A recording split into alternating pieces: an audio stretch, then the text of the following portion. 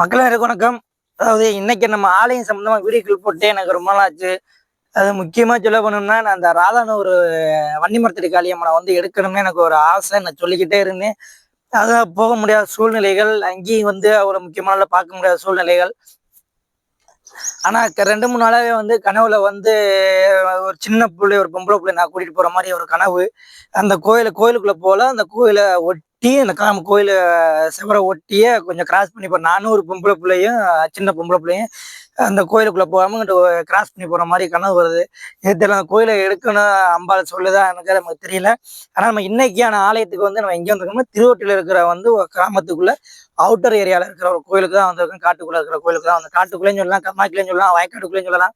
என்ன சொன்னா அந்த கோயிலுக்கு தான் வந்திருக்கோம். இப்போ வாங்க அந்த கோயிலை பத்தி முழுசா பார்ப்போம். பார்க்கறதுக்கு முன்னாடி நம்ம சேனலை சப்ஸ்கிரைப் பண்ணிக்கோங்க.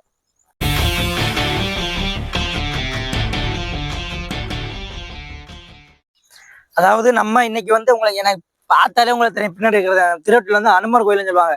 எல்லாருமே இந்த மூலத்தத்தில் இருக்க கிராம மக்கள், திருவட்டில கிராம மக்கள் எல்லாமே விவசாயத்துக்கு முன்னாடி, விவசாயத்துக்கு அப்புறம் வடை சுட்டு பொங்கல் வச்சு எல்லாமே அபிஷேகம்லாம் பண்ணி 11, 21, 51 அபிஷேகம்லாம் பண்ணி வழிபடுவாங்க. அந்த கோயிலோட கதைகள் நமக்கு கேட்டோம் தெரியல. ஆனா இந்த கோயிலை பத்தின கதைகள் உங்களுக்கு தெரிஞ்சிச்சுன்னா, வரலாறு தெரிஞ்சுன்னா சொல்லுங்க. அடுத்த வீடியோல ஃபுல்லா டெஃபினிஷனா எடுத்து இந்த கோயிலை கட்டின வீடியோ போறேன். இப்போ நான் கையில் கட்டிட்டு வந்திருக்கேன். நான் யதார்த்தமா வந்தேன். இப்போ வெளிக்காட்டுலானே இருக்கு. இப்போ நார்மலா போன்னு சொல்லி தான் நான் கையில் கட்டிட்டு தான் வந்திருக்கேன். பெருசா எடுத்துக்காதீங்க. கோயிலுக்கு போறேன் கையில் கட்டிட்டு போறேன்னு சொல்லி அதை பெருசா பேசிடாதீங்க. வாங்க போவோம்.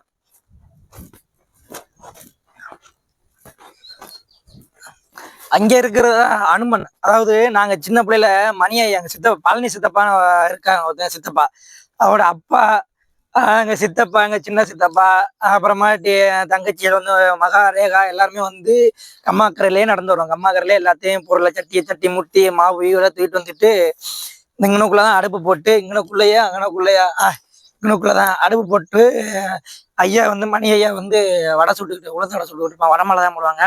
அப்போ இந்த கருவ மரத்துல தான், இந்த கருவ மரம் தான் இப்போ வளர்ந்துருச்சு. நம்ம சின்னதா இருந்துச்சு. இந்த கருமத்துல குச்சியை உடைச்சு அந்த வடையை திருப்பி போறதுக்கு எல்லாத்துக்குமே கரண்டி அந்த கருவு குச்சி எதுனால அப்போ நல்லா ஜாலியா இருக்கும். குடும்பத்தோட எல்லாருமே நல்லா சந்தோஷமா தேங்காய் பழம் எல்லாமே அர்ச்சனை பண்ணி அவசியம் பண்ணி சாமி கும்பிட்டு போவோம். கோயில கதைகள் தெரியல, தெரிஞ்சா மறக்காம சொல்லுங்க. இதுதான் அனுமார். உங்களுக்கு தெரியும், நல்லா தெரியும் நினைக்கிறேன்.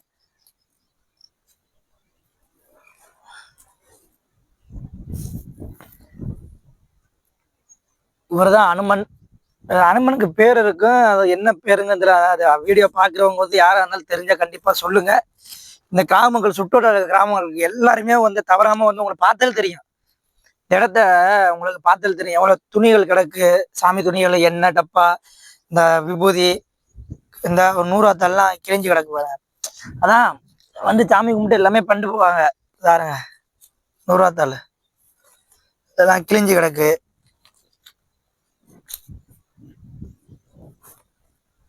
இப்போ வாங்க அங்கிட்டு, இதுதான் அனுமர். இப்போ அங்கிட்டும் கோயில் இருக்கு, அங்கிட்டு ஒரு அம்பாள் இருக்கு, அது காளின்னு சொல்லுவாங்க. அங்கேயும் போய் பார்ப்பேன், இடத்த போய் பார்ப்பான்.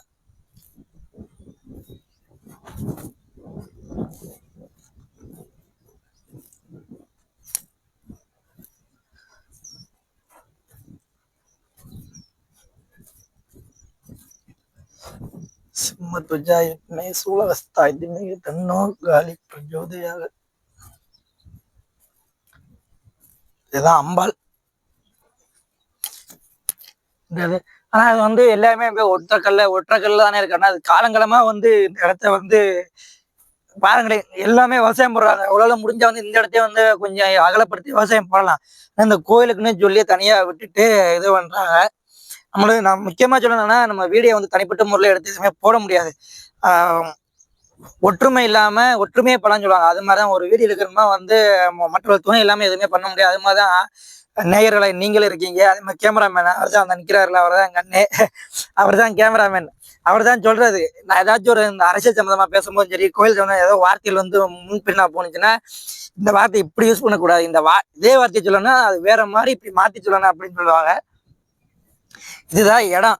அவங்களுக்கு எனக்கு எப்படி 8 நிமிஷத்துக்கிட்ட வீடியோ போறேன்னா ஒரு ஆசை.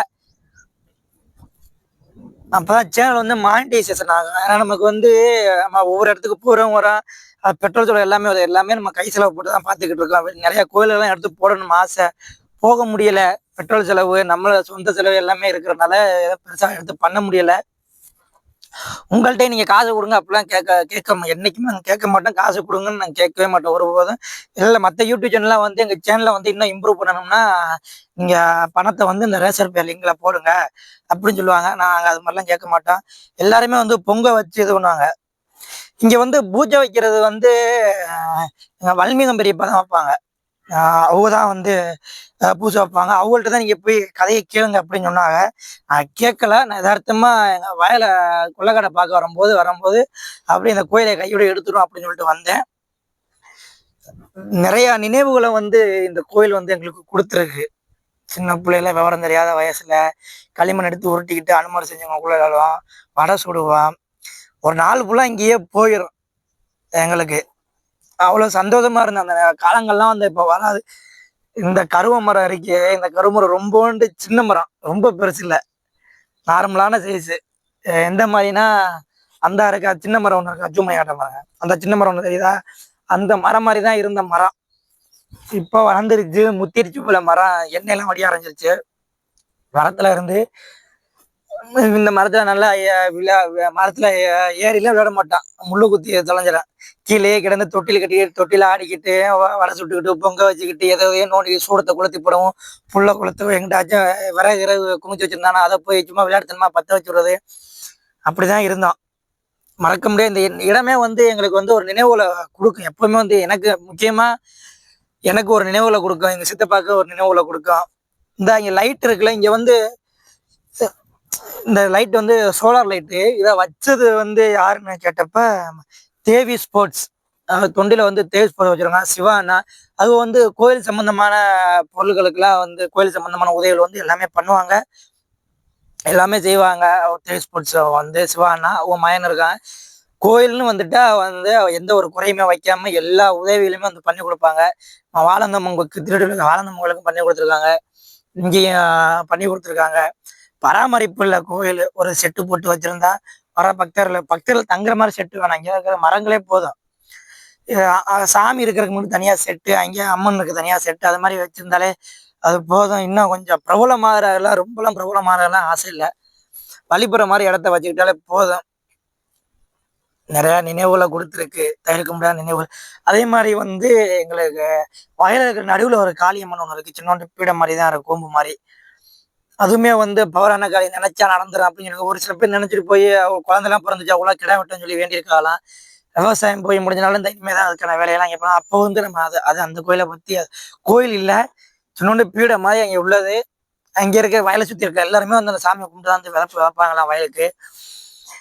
அது இப்போ இன்னும் கொஞ்ச நாள் வந்து பூஜைகள்லாம் வந்து நடத்துவாங்க, அந்த வய சுற்றி இருக்க வயக்கரெல்லாம் அந்த பூஜைலாம் நடத்துவாங்க. அதுவும் நம்ம பார்ப்போம். இதுதான் மக்களே, இந்த கோயில் தான். இந்த இடம் தான். நான் போகிறேன், எனக்கு ரொம்ப நாள் ஆசை. இன்னைக்கு நான் போட்டுட்டேன், எனக்கு ரொம்ப சந்தோஷமா இருக்கு.